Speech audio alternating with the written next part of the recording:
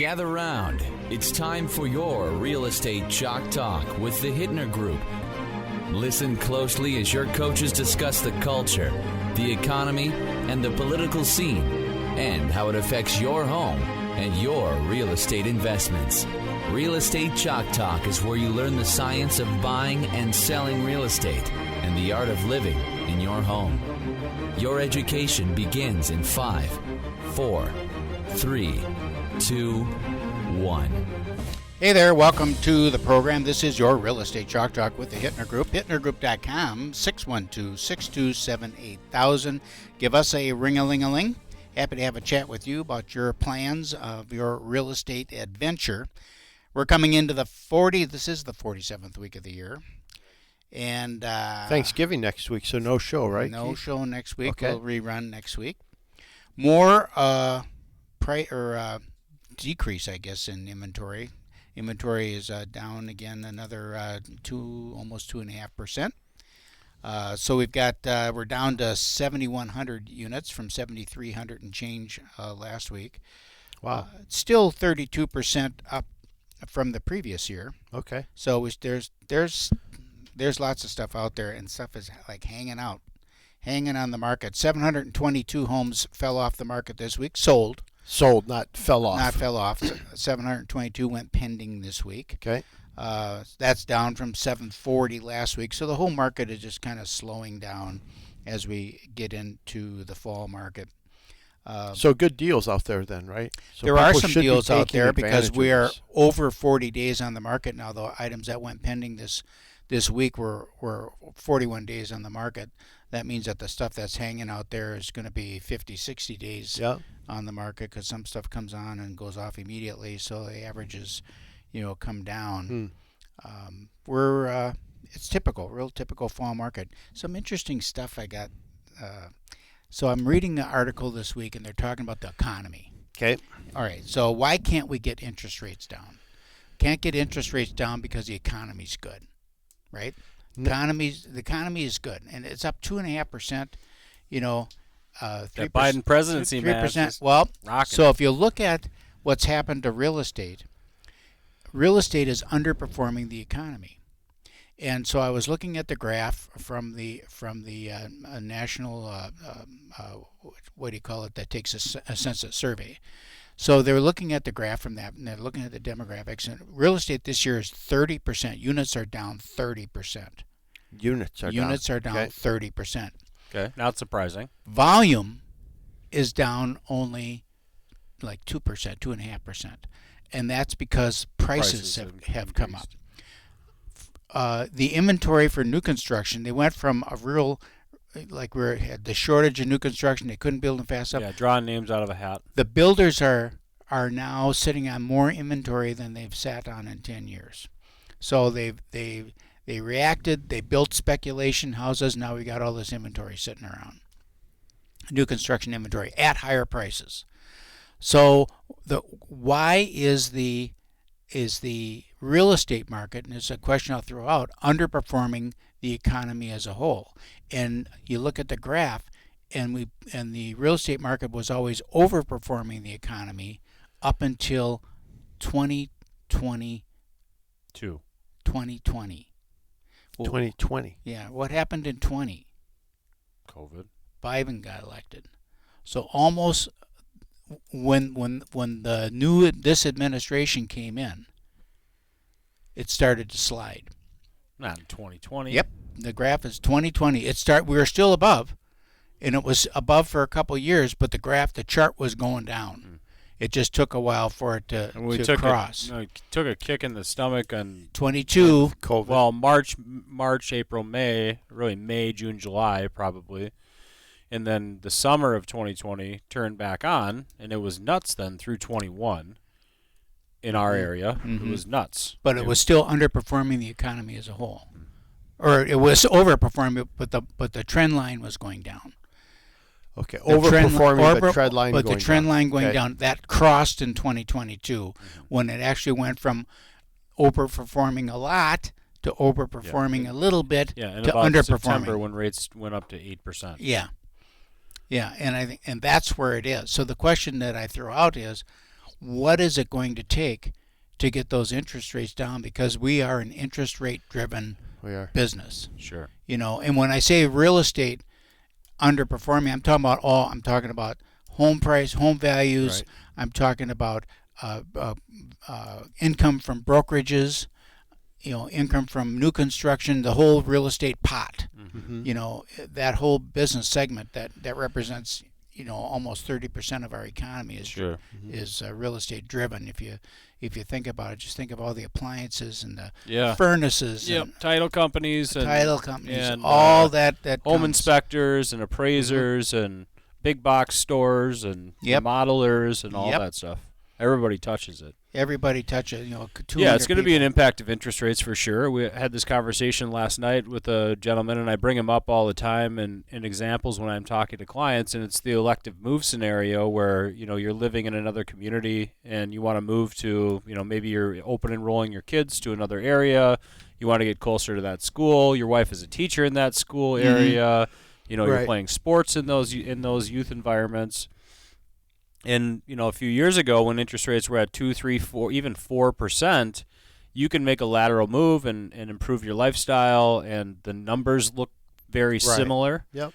And even making lateral moves is hard to do right now because people are sitting in an interest rate of 4%, 3%, 2.5%.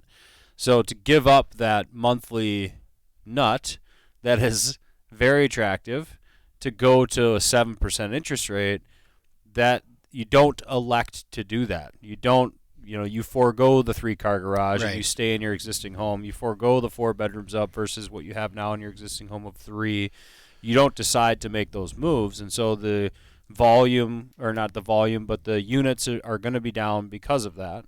And even if you're not looking to improve or get a bigger house or anything, you just want to change location because of convenience. And you say, I'm fine with the house I got if I just had it over here. Right. You're not going to make that move. No, because sure your costs to make that move go up because of the interest rates. Mm-hmm. So same house, different address, it costs you more. It'll be interesting to see where we are in 6 months.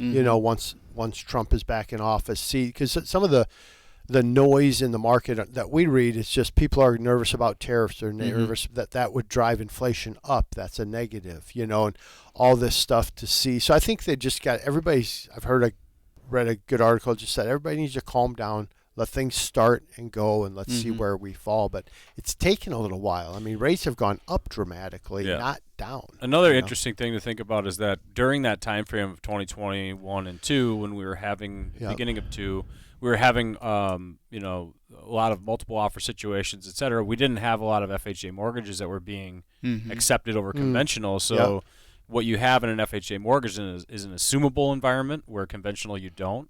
So if you have an FHA mortgage right now that's 3%, one can then assume that mortgage. That's an attractive scenario if you have that to market the property. And less people were taking out FHA mortgages because it was more advantageous to be able to obtain or get the deal to have a conventional mortgage. That's the reality. That was a very I mean, we talked about it on the show almost every day. You would complain about it. Yep. And that's a reality that now would be an attractive scenario if you're a seller and you need to move out of state and you can sell your home and you can advertise a 3% interest rate.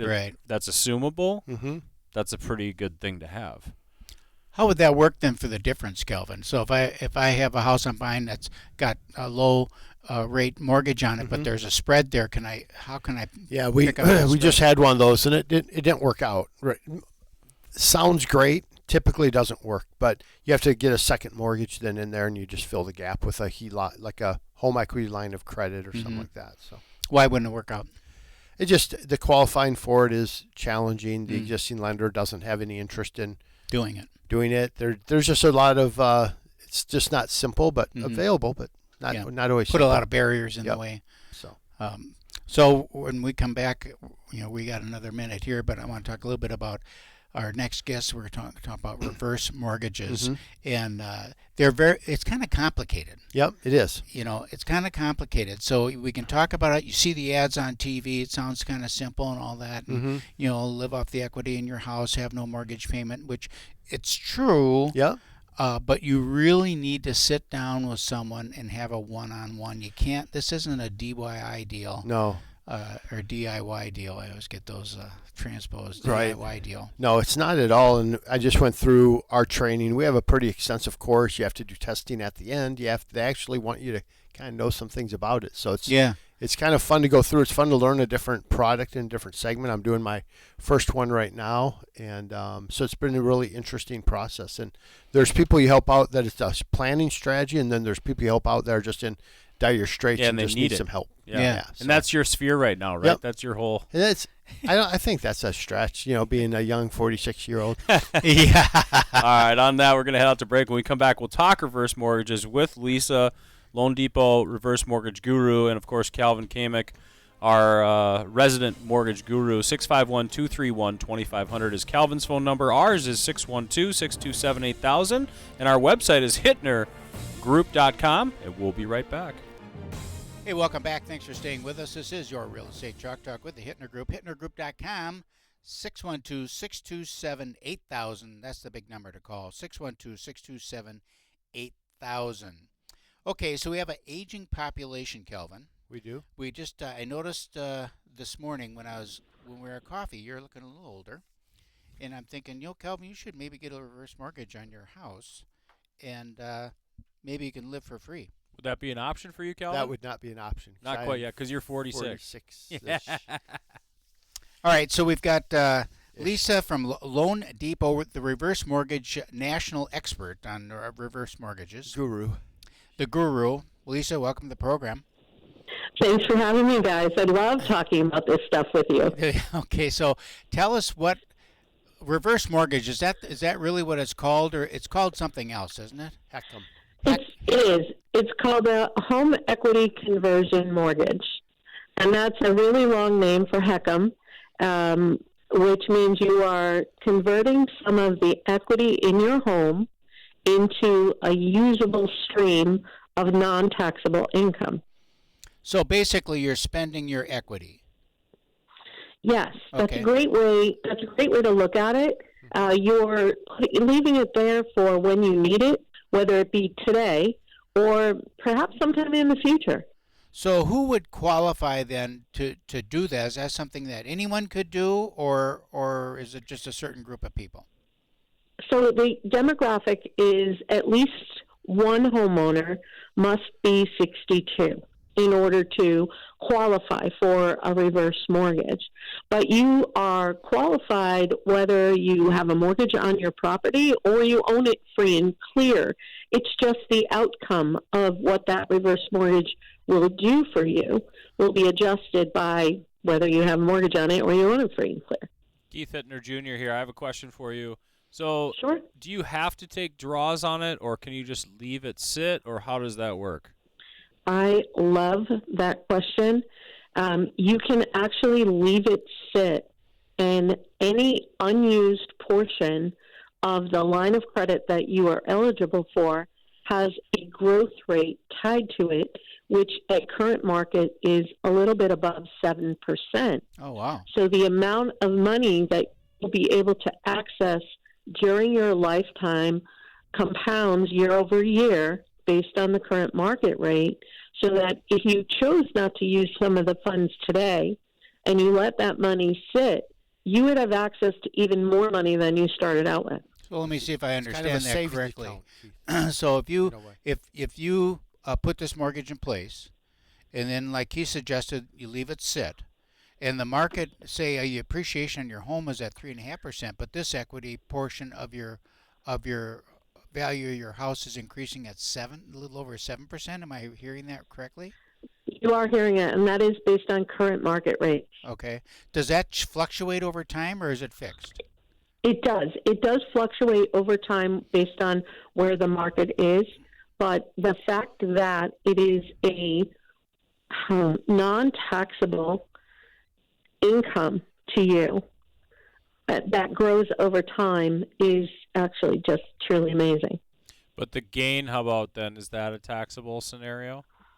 So, no, it is not, because this is not income, It just remains and it equity. is not interest. It is actually just access to additional money based on what today's rates are, based on the appreciation of your home over time. So as you're letting it sit there, it does grow. And because when you go to pull out money, it is distribution from a loan, it is not taxable based on IRS guidelines. That's phenomenal. So explain then to people that are listening, if they're thinking, this sounds like a home equity line of credit, what's the difference overall? Quick. So the major difference between this, there's actually a couple. The first major difference is that you are not required to make a principal or interest repayment on this loan during your lifetime. And that's different from a home equity line of credit, where a home equity line of credit requires that you make at least an interest-only payment each month. And based on the fact that as you take more money out, that payment goes up. So while you can prepay a reverse mortgage, you are welcome to if you choose to. You do not have to. You're not required to make that principal or interest payment during your lifetime. The second part of this is I feel like those of us who have lived through the 90s remember a time when home equity lines of credit were frozen. Mm-hmm.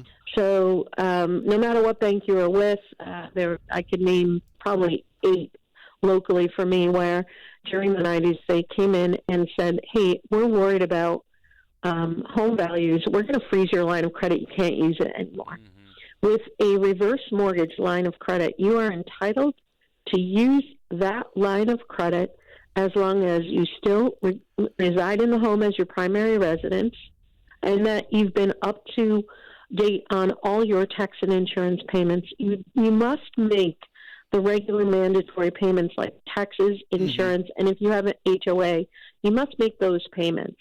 But other than that, that amount of money is available to you for your lifetime, not just 10 years interest only, which most equity lines of credit are 10-year interest only, and then they change to a principal and interest repayment. Right. So, Lisa, could I take out this is Kelvin, could I take out a reverse mortgage, stop making my payment, let the equity just sit there and grow, and then when I needed to access cash, hit that cash before I take out money out of a qualified plan that would become taxable? So the first thing first, Kelvin, I'm definitely not an accountant, nor am I a financial advisor. So that is a judgment that you should best make with those trusted advisors on your side. But the answer is you can actually take funds out of a reverse mortgage at any time during your lifetime.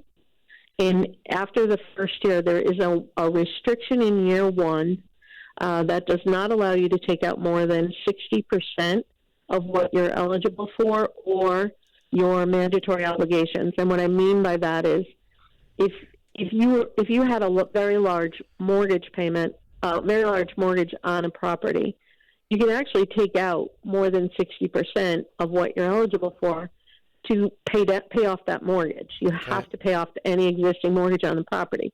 But if you don't have mandatory obligations, mortgages, taxes, liens, and loans against the property, the first year the limit is 60%. After year one, there are no restrictions on how or when you take that money out or for what reason you take that money out. So what I would say to you is this is absolutely an enormous asset that you should consider within your financial plan. So if you're considering a reverse mortgage, you want to know how it would apply for you. Definitely have this conversation on when you should be pulling money out of qualified plans, when you can offset it. I think one of the things that we see today is people have gone into retirement full vote. They do not want to change their lifestyle. Right. They are excited about retirement. They want to continue to live the way that they're living. And so I think sometimes we see financial advisors just worried that they're pulling money out too quickly or in a way that, it may not last them their expected lifetime because, hey, the good news is we're living longer. So using a reverse mortgage as an additional asset to help you plan your retirement is the best of all worlds. So people are listening and they're in their home and they have a current mortgage on it and They like this idea of taking a reverse mortgage and then getting that line of credit that's going to give them that 7% return on the equity portion of their thing. Is their current mortgage in place, and could they say, "Oh, I just want to keep my current mortgage in place, but I want this so-called line of credit," or how does that work? No, the first thing that happens with any reverse mortgage is that the existing mortgage or lien on the property is paid off and replaced with reverse mortgage. So in the case of someone who has a mortgage on their property today, whether or not they would have a line of credit would depend on how much they currently owed, what their age was, and what the current value of their home was. So they should definitely talk to someone about what their eligibility is and how it would work for them. Remember, in that case, you're actually recovering the principal and interest payment that you had been making to this mortgage for the last 20 to 30 years.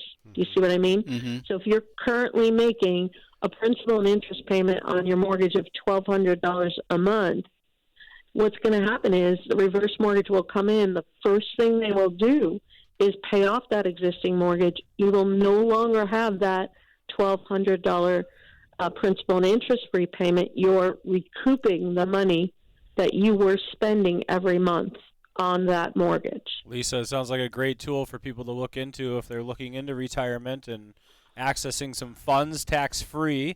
Lisa from Loandepot, reverse mortgage guru. Calvin Kamick, Loandepot, 651-231-2500. We're going to head out to break here. We'll be back, talk more about reverse mortgages.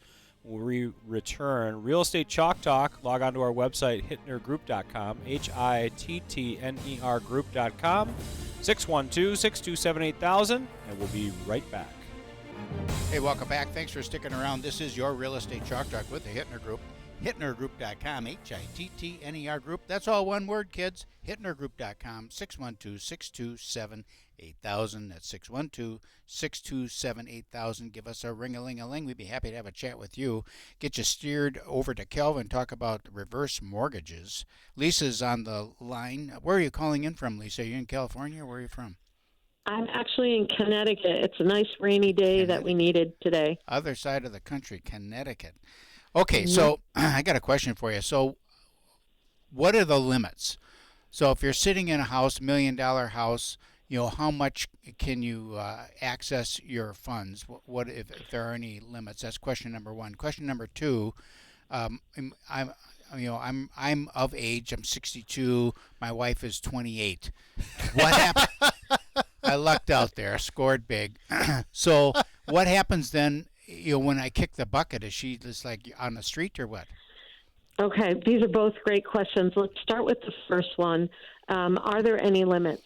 So the limitations on reverse mortgage lending have to do with the value of the home. Currently, they'll take into consideration a value of up to $1,149,825.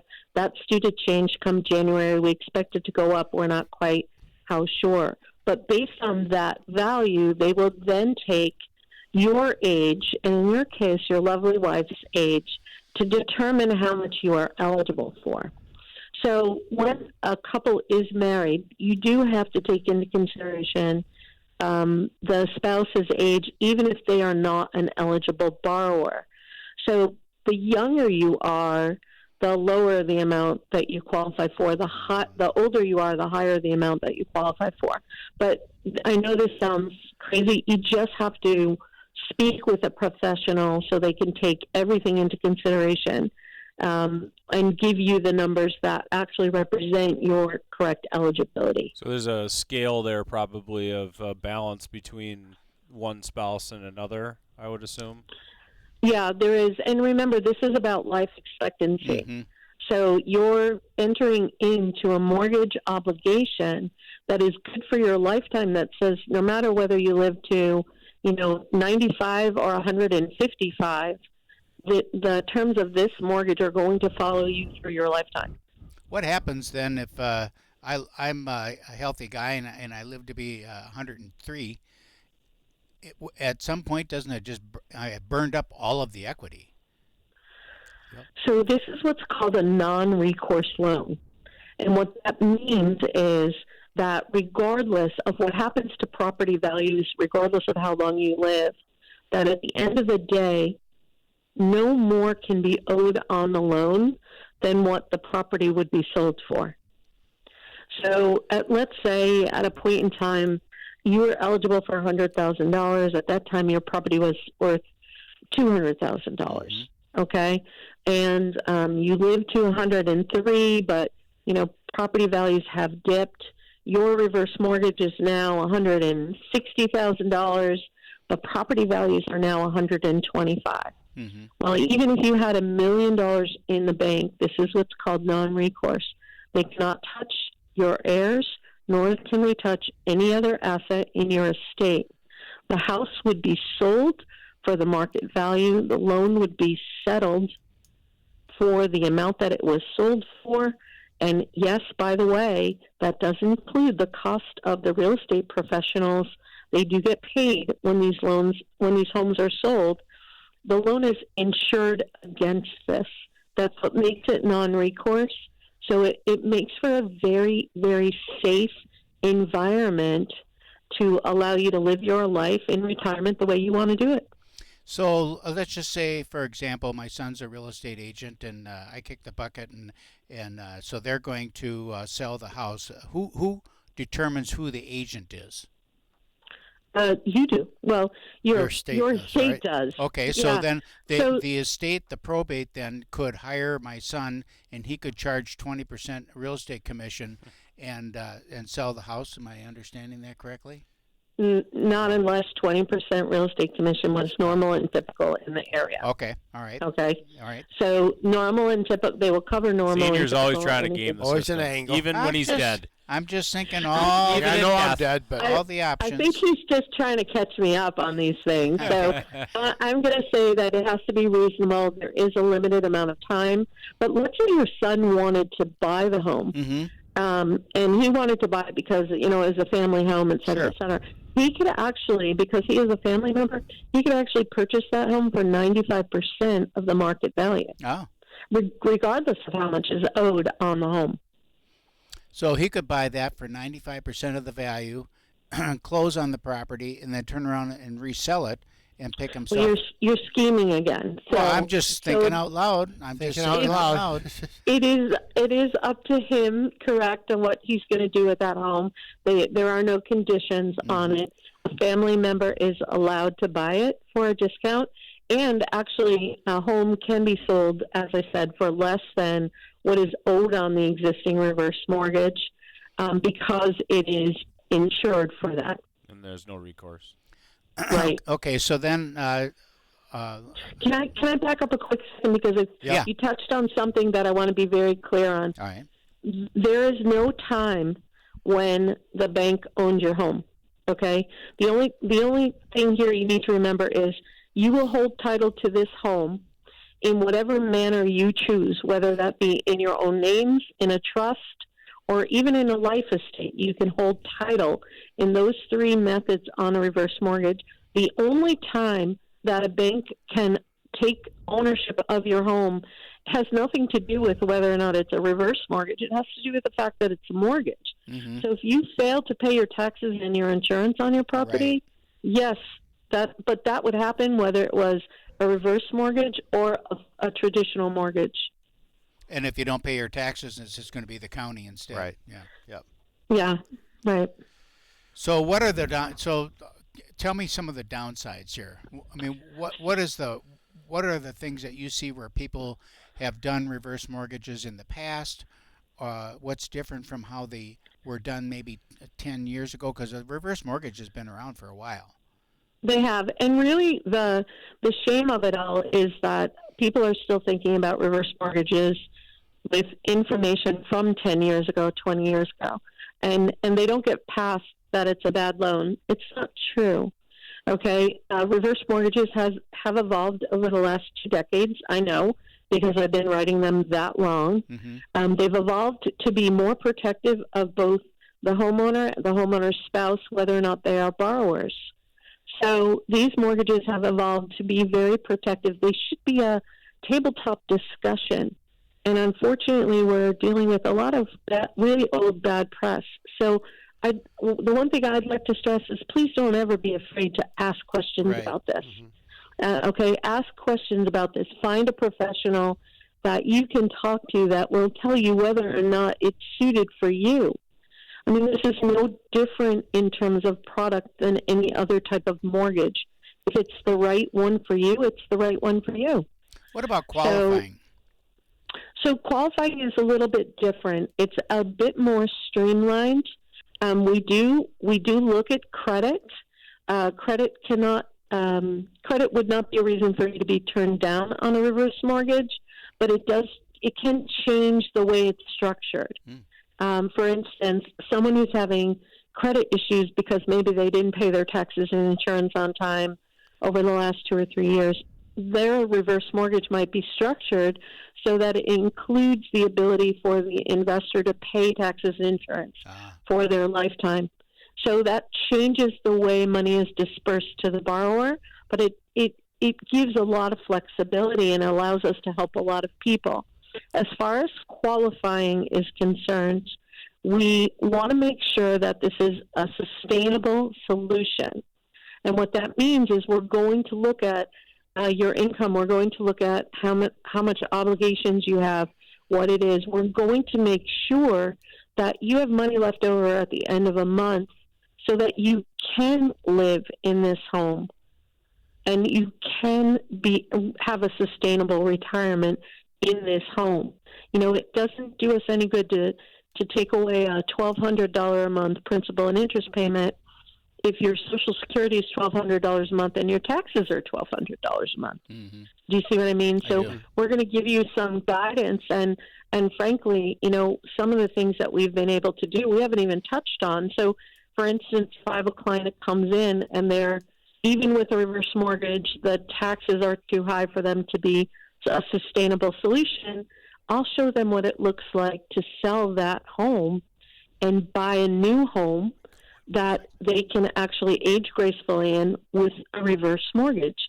And we haven't even talked about that. You can buy a home with a reverse mortgage. Lisa, we're going to take a quick break. We're going to have you come back for the fourth segment when we return here. Lisa from Loandepot, Calvin Kamick, Loandepot, our mortgage guru and reverse mortgage gurus on the show today. 612-627-8000 is our phone number. 612-627-8000. This is Real Estate Chalk Talk. Log on to our website, hittnergroup.com, HITTNER group.com, and we'll be right back. Hey, welcome back to the money segment of the program. This is your Real Estate Chalk Talk with the Hittner Group. Calvin Kamick, ladies and gentlemen. 651-231-2500. That's a big number to call for the great rates. It is. And the low-cost mortgage. It is, and we're fortunate to have Lisa on the program with us today. She's kind of the national director of reverse mortgage for Loandepot, so honored to be talking with her today. So I'm just gonna, we've had two segments. We're just gonna roll into the money segment, and I just want to kind of address some questions with Lisa. Okay. On reverses. So reverse mortgage, again, great tool. You have to have one person living in the home that's 62 years old or older. I want to touch on, Lisa, can you touch on the difference between an ARM and a fixed rate on the reverse? Because normally when I think of ARM, I'm like, oh, higher risk, not great, shouldn't do it. And then I went through the course to study and test for this, and you come to realize that you typically are always going to do an ARM with a reverse mortgage. Yeah. So talk about that a little bit. Absolutely right. So it's all about the way the program itself is structured. A fixed rate on a reverse mortgage is structured as a one-time disbursement, but it still has the restrictions of the program. So, for instance, what I mean is if you're a borrower and you are eligible for $100,000 in a reverse mortgage, but you only owe $60,000 on your mortgage, if you take the adjustable rate reverse mortgage, you're going to be able to access your $60,000 to pay off the current loan on your property, and then have access to the additional $40,000 during your lifetime. Yep. But if you take the fixed rate product, they're only going to allow you to take out that $60,000 plus an additional 10%, so about another $10,000, and then you have to leave the rest of the money at the table. So there are use for a fixed rate transaction. We'll see them sometimes with a purchase transaction. We'll see them sometimes when someone is paying off a large mortgage, but it very much is a different conversation. Typically right now, based on where those products are, you are actually eligible for more money with the adjustable rate. And right now, can you just touch on, and again, this is a real broad question, but at what rate, so what interest rate am I eroding my equity by?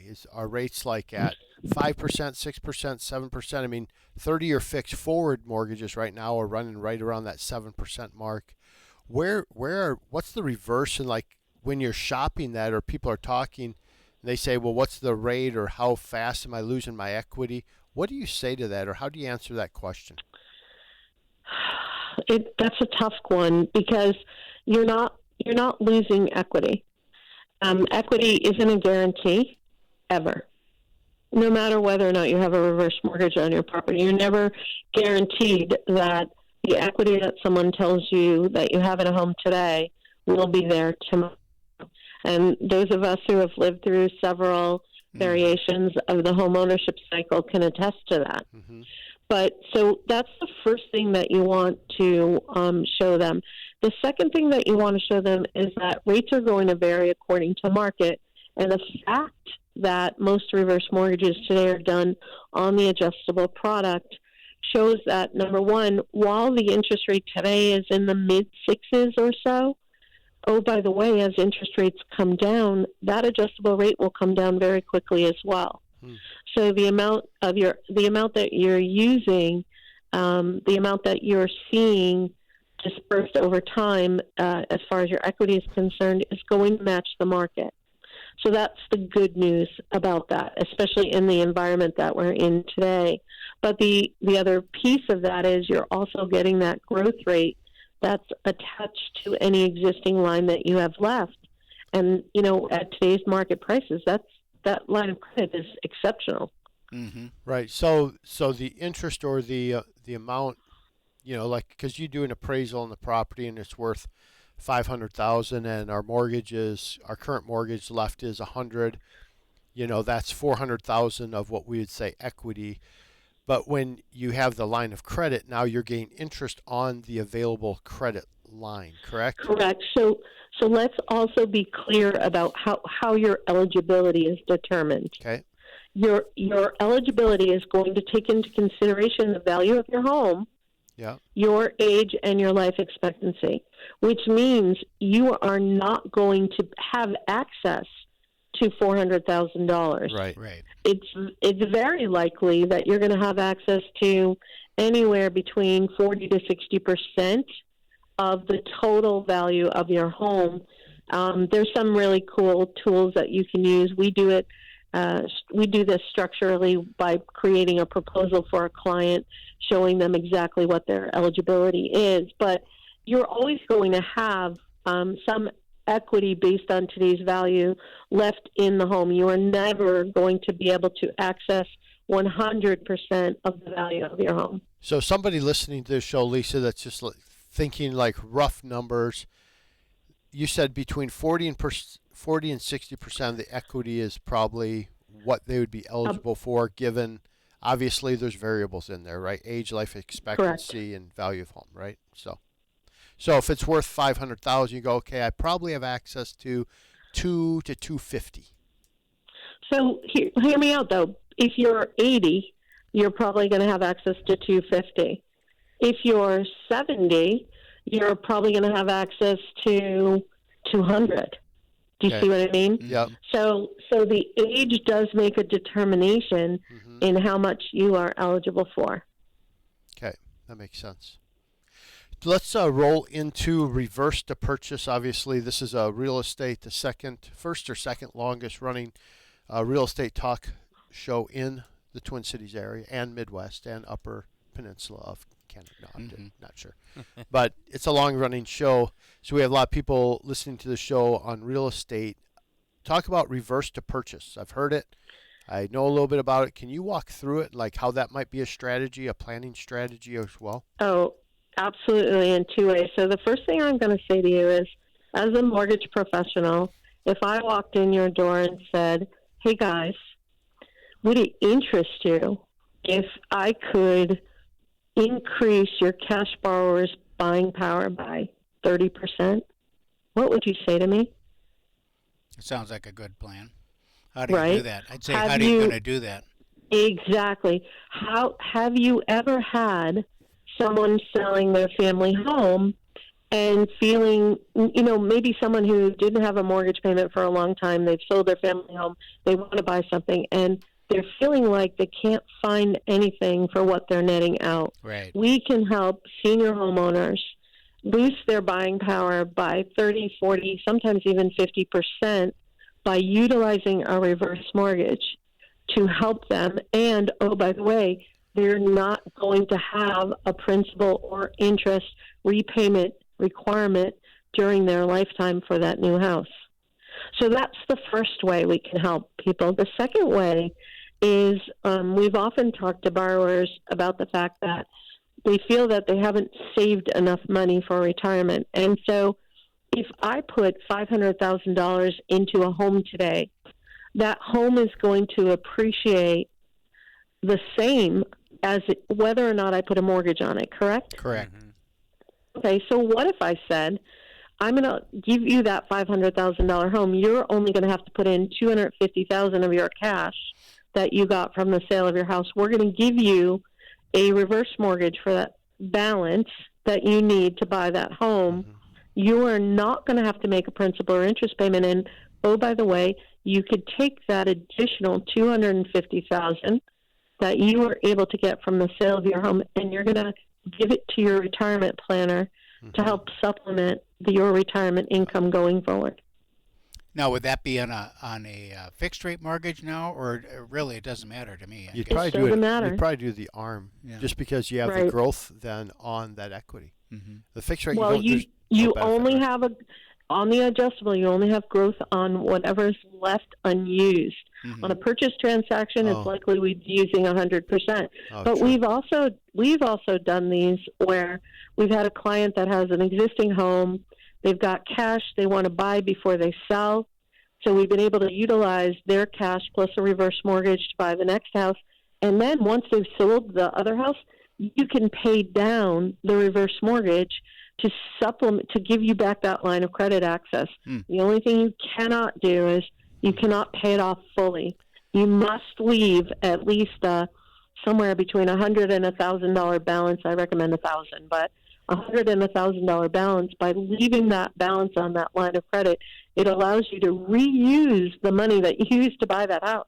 Smart. So this is a great way to bridge a purchase. This is a great way, for someone who may be retiring in 6 months and they're getting a big, golden umbrella, whatever they call this, retirement, big retirement thing. So for folks that don't have the money today, but know that, there's so much opportunity here, guys. I get excited Lisa. about this, so keep me in line. Lisa, this has been great stuff. People are always nervous about new things, and you encourage people to continue to ask questions, and I think that's great. Thanks for coming on the show today. Give us a call. Give Calvin a call, 651-231-2500, Real Estate Chalk Talk. See you next week.